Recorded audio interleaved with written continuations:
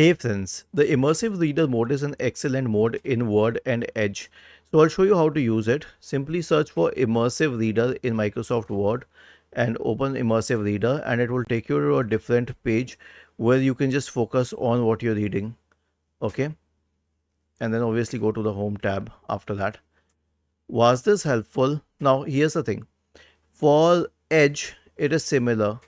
You will have to open a page. Let's say you opened this page. Okay, click on these three dots here and select Immersive Reader or press F9.